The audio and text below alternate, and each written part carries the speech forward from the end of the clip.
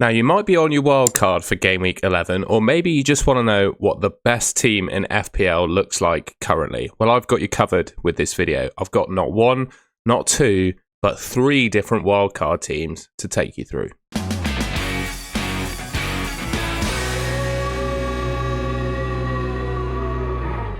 So what I'm going to do is go position by position, look at some data, some particular players that I want to target, so we can start forming some of the, I say, more essential players in my mind for picking in your wildcard team. Okay, so what we've got here is clean sheet projections. So this is basically a view of the best defences, right? Arsenal are, up until Game Week 13, and even in Game Week 13, they've got a decent odds for a clean sheet. They're just ridiculous. Their defence is crazy. I think they've got, 7 clean sheets in 10 games this season. It's just wild, the numbers that they're putting up defensively. So some Arsenal defence in a wildcard team is pretty much essential, I think. Then you look at the rest of the teams, Man City, Liverpool, Newcastle.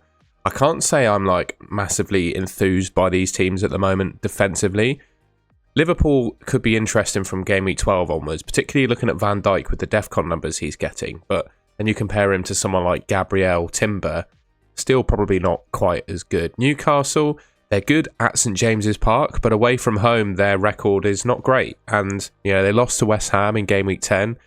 I wouldn't necessarily want to go all in on the Newcastle defence. One team that does interest me is Crystal Palace.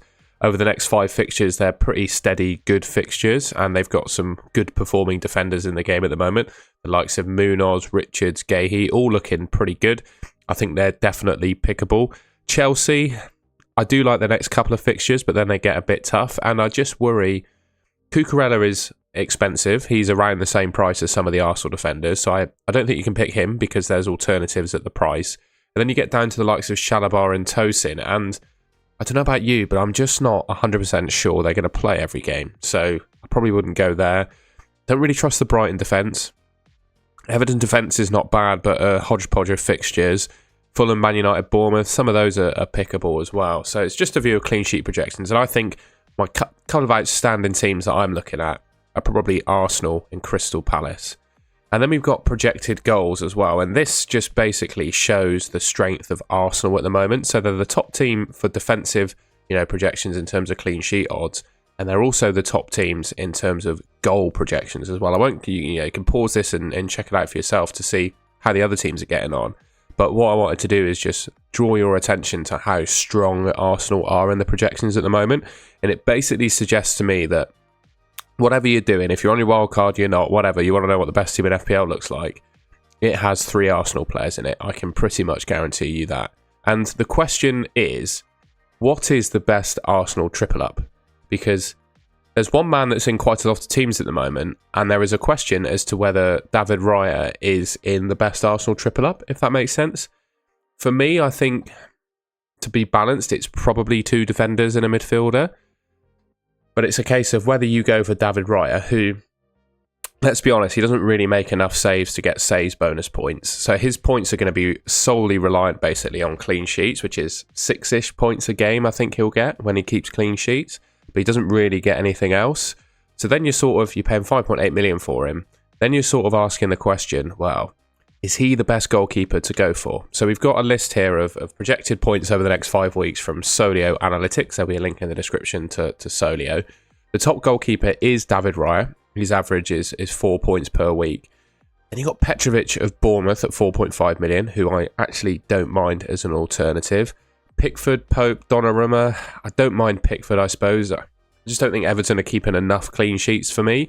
But one thing I would say about Pickford is he is just historically one of the top goalkeepers in the game. But he is still, 5.5 million for Jordan Pickford feels a lot.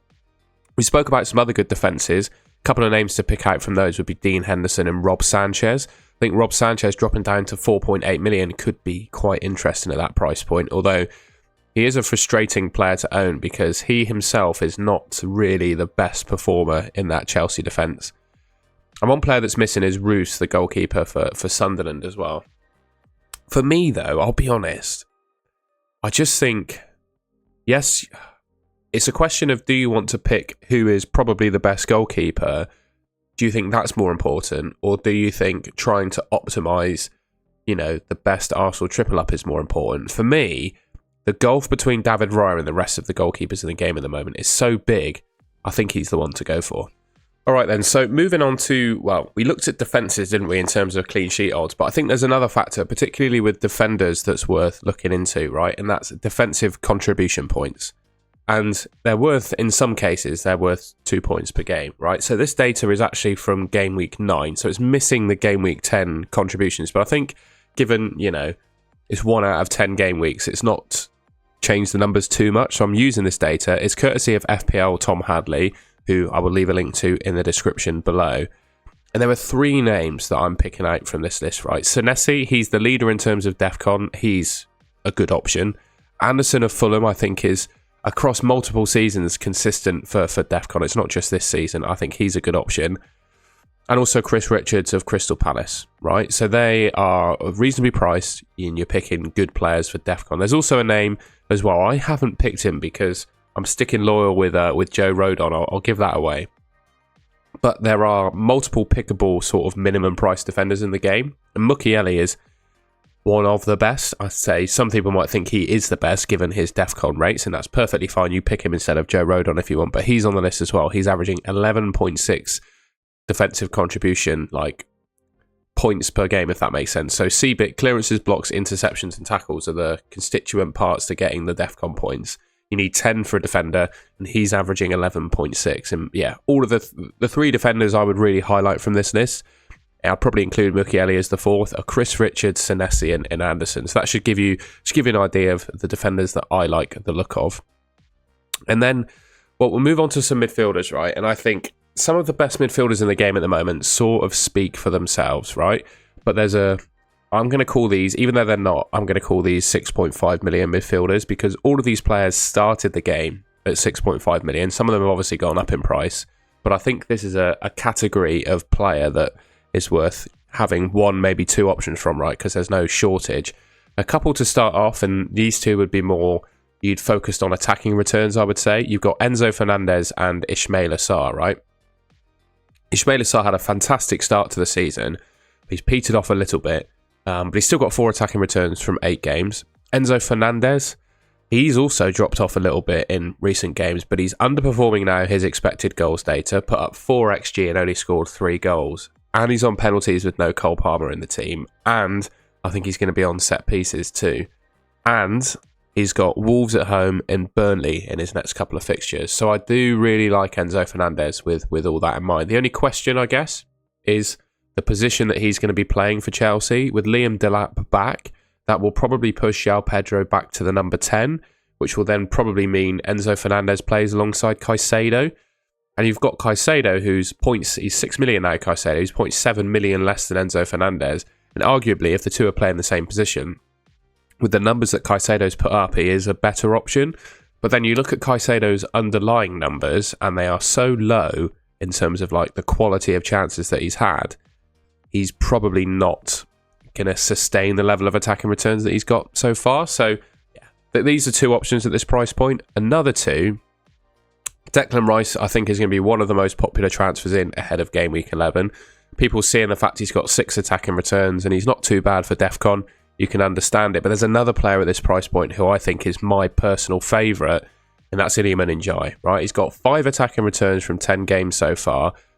The fixtures are not too bad coming up, but he's the Everton penalty taker, and he's also not too bad. We'll look at defensive contribution points in a second, but he was subbed off early against Sunderland in Game Week 10, which could cause some managers a little bit of worry. But I've got a quote from David Moyes here after the game, basically suggesting that all the reason Iliman Ndiaye was taken off was a bit cramp. Now, I don't think it's, he's not gone away for any medical checks or anything because it was the post-game interview. But at the same time, it doesn't look like it's anything serious. So we'll probably get some more news before the deadline when you have to finalise your team. But it doesn't look too serious, and I think it wouldn't put me off picking him. Just on the subject of defensive contribution points, here's the numbers that these 2 have put up. Now, ordinarily, you'd think Declan Rice, you'd be picking him because you think he's quite consistent for defensive contribution points, right? But he's only picked it up 3 times this season. And 21 of the points, well, he got 21 defensive contributions against Burnley. But over the course of the season so far, he's averaging 9.41 defensive contribution points per 90, right?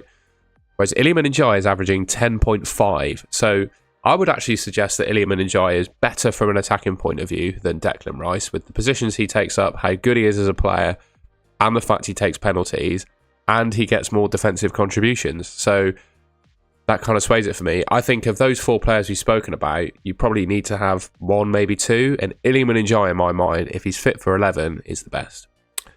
We'll get him through things, but then we got another interesting team as well in Man United, and I look at the fixtures they've got coming up, right, and I think up until the 7th of January, their fixtures are all like really good. The toughest game I can realistically see on this list, they come in game week 17 and 18, Villa away, who have been a mixed bag this season, and Newcastle at home, who can't seem to get a win for toffee away from home. And the upcoming fixtures are all really good. And they're not playing too badly at the moment. They're not definitely not on a complete resurgence yet, but there's definitely a couple of pickable FPL assets, I would say, in their team, right? And I think, well, it's pretty clear, you could probably already guess who I'm going to talk about, but I think Bruno Fernandes and Bryan Mbeumo are 2 of those pickable options, right? And I just wanted to talk about, I think Bruno Fernandes is the best of these options. He's fairly consistent across the season for defensive contributions. Bryan Mbeumo comes nowhere near. And he's also, Bruno Fernandes at least, has massive, well, yeah, he's halved the expected goals in terms of actual goals scored. So that means he's missed a lot of chances. And I just don't think, he's almost been a professional points dodger this season as Bruno Fernandes. And I just don't see a way in which it continues. We spoke about Caicedo earlier on in the video, overperforming his data. Bruno Fernandes is massively, well, not massively, but he is underperforming it. Those kind of trends seem to always go towards the mean towards the end of the season. So I'd imagine Caicedo may go on a run of games where he doesn't really do a whole lot from an attacking point of view. And Bruno Fernandes might go on a run of games where he overperforms his data and absolutely smashes it, right? And also Bruno Fernandes is the set piece taker, and Amorim has confirmed, even though he's missed a couple this season, he's on penalties. So I'm just going to put it out there. I think Bruno Fernandes is the best Man United midfielder. But Bryan Mbeumo also looks like a pretty shrewd pick. And we see there he's got 2.58 expected assists and only 1. So it suggests to me, and on the most part, players tend to overperform their expected assist data. So to see a player underperform it is pretty wild, to be honest. It very rarely happens, especially to see someone underperform it by that much. So it suggests to me that Bryan Mbeumo is owed a few more assists this season as well than he's gotten. And he does just look the main sort of, the asset to the Man United's attack. Obviously, Bruno Fernandes is playing deeper this season in the midfield too. And that means that, Bryan Mbeumo is taking the more sort of goal-scoring open play attacking responsibility anyway. I think both of these guys are pickable. Like I said, Bruno Fernandes is probably the one I'd favour. But with those great fixtures coming up, I wouldn't be opposed at all to a double up if you can afford it. And finally, Eddie Howe put a little... I didn't like what he did at the weekend, subbing him on 45 minutes, because I was of the mind, right, that the best team in FPL was probably 3 up front, with Haaland, Mateta, and Voltemada. And a couple of these teams do have that front 3, but the annoying thing is the early substitution in game week 10 against West Ham. He got subbed on 45 minutes. I don't think he's injured. He's obviously playing in Europe as well. That may have been somewhat of a factor in it, but I still think he's a great option. I just think any striker that's going to be starting for Newcastle is going to be scoring goals. And I think you've got the starting striker. He's 6'7". I haven't seen a defender really, or 6'6". I haven't seen a defender really mark him out of a game at all yet. A great price. I just think he's a really good option in FPL. Yeah, the early sub is a bit of a dampener on things, but at the same time, I don't see a way in which he gets benched against Brentford. I think he plays that game just fine. So yeah, Voltemada I think is a strong option. It's just that annoying substitution in game week 10. And finally, just to round things off, well, I've got a couple more things to go through, but these are the top players basically for predicted points according to Solio for the next 5 weeks. And I think I'm not going to go through it in massive detail, but I think this gives you an idea of the sorts of players that I haven't maybe covered so far that you want to pick. So Saka's in there, Semenyo's in there. I haven't even spoken about these two. I think they're fine options. And then there's an interesting one on Liverpool, which we'll pick up because Gakpo and Salah appear on here. Gabriel, I think, is just the best defender in the game. I didn't even really consider talking about him in this preamble because I think he's the best defender in the game. Mateta, I think, is the best striker alongside Haaland. Elevenify's on there. I mean, you can see all the names for yourself. A couple more things I needed to go through before we look at the teams. First up is game week 12. So, game week 11 at the moment. Then it's the international break. Then we got game week 12. there is an argument in my mind in Game Week 12. You know, Haaland is pretty much a set and forget captain in the game at the moment, right? But there is an argument that he's not necessarily the best captain for Game Week 12. He's away at Newcastle. And like I said, I think Newcastle away from home are pretty pants. But at home, they can score, win, keep a clean sheet against anyone in my mind. There's something a little bit magical, I think, about St James's Park. And I think there's an argument that he's not necessarily the best captain, is Haaland. You've got Chelsea away at Burnley, who may have some captaincy options. Liverpool at home to Forest. Crystal Palace away at Wolves, who are in absolute disarray at the moment. And Man United at home to Everton. I'm not going to say, you know, who to pick, etc. But what I want you to do is think about, are you covered for the Game Week 12 captaincy, which is literally just next week? And if you're not, you might be able to use this wild card to help yourself. And finally, we spoke about Man United having good fixtures. I can't bring myself to pick a Liverpool player in the game at the moment. So, newsflash, there aren't any Liverpool players in this wildcard team. But I can't ignore them with the fixtures that they've got. After Man City in 11, they've got Forest, West Ham, Sunderland, Leeds, Brighton, Tottenham, Wolves and Leeds again up until New Year's Day. So for the next couple of months, their fixtures they're pretty amazing, to be honest. And it's really difficult to ignore them. At the same time, they've obviously been underperforming, and there's a small pool of assets from Liverpool that I'd pick. Just off the top of my head, I think Konate and Van Dijk are probably pickable. Szoboszlai, maybe Gravenberch from like the actual Liverpool midfield, and then it's Salah and Gakpo from the front line. I like Ekitike, but I think he's going to be sharing minutes with Isak, so he's not pickable really. But yeah, I can't ignore those Liverpool fixtures. I think they look really good, and their assets in FPL should be pretty good as well, but I can't bring myself to pick them just yet. I had to mention it though. Alright, so we got all of the player talk out of the way. This is the first team that I've put together, and it's basically a carbon copy of my team in FPL right now. So I guess you can tell it's honest that I think this is quite possibly the best team. According to Fantasy Football Hub, and by the way, you can use Fantasy Football Hub yourself to get your team AI rated. There'll be a link at the top of the description for that below. I've gone for David Raya and Gabriel and an Arsenal double up in my defence. We came to the conclusion, I think, on David Raya, and I think Gabriel is the best defender in the game. Alongside them, I've gone Chris Richards and Anderson to start in Game Week 11, but I've got Senesi and Rodon on the bench. I think if you want a decent alternative to Joe Rodon, you go for Mukiele, like we discussed on the DEFCON. Dubravka is the bench keeper. I think that's a given, though. The only starting 4 million goalkeeper in the game. A midfield 5, I've gone Saka, Bruno Fernandes, Enzo Fernandez, Semenyo and Iliman Njai. I think that's a pretty strong way of playing things. The only thing I would say is the team value, and a lot of the team values for the teams I'm going to show are fairly high, but I think there are some easy ways to save yourself a bit of cash to make this team affordable. The first way I'd consider saving a bit of cash with this team is downgrading Enzo Fernandez to Caicedo. I think that's a perfectly decent move and would knock yourself down quite a bit of cash. You could also drop Marcos Senesi to another 4.5 million defender as well, someone like Michael Keane. We could go even lower and get Mukiele if you really wanted to. So there's a couple of quick, easy wins in terms of saving money. And we got Haaland, Mateta and Krupi Jr. as the 3 forwards. I don't think I need to describe this team too much more because I've gone through most of the players already that we spoke through sort of in the preamble. But yeah, this would be my first team. This would be the first team that I'd go for. The next one, slightly different. We've got triple Arsenal defence and no Arsenal midfield. So we've got Raya, Gabriel and Timber as an Arsenal triple up.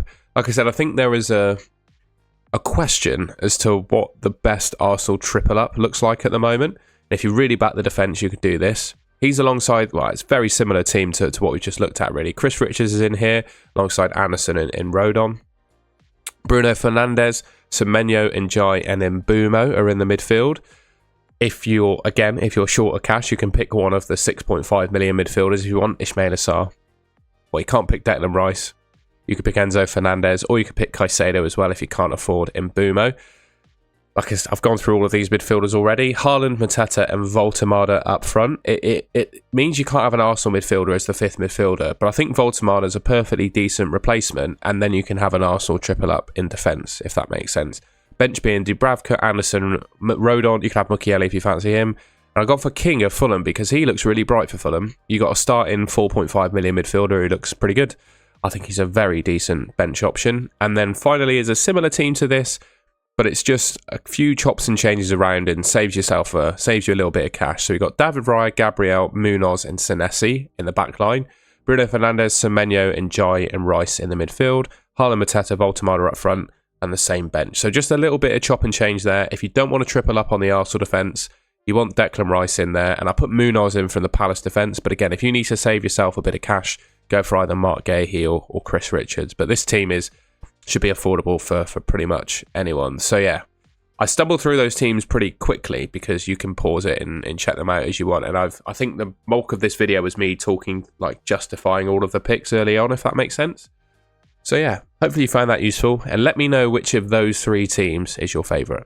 Alright, well that's the end of the video. I hope you enjoyed it and found it useful. My wildcard videos always seem to do fairly well, and I'm not even sure it's necessarily managers that are using their wildcards that watch it. I think it's just managers that want a bit of entertainment or want to know what the best team in FPL looks like. So I'll continue making the videos if you guys like them. Let me know if you do by leaving a like rating, and let me know in the comments if there's any changes you'd make to those teams. And if you haven't already, please subscribe to the Golden Goal channel, which should be just there on your screen. And yeah, I think that just leaves me to say thank you very much for watching, and I'll see you in my next video.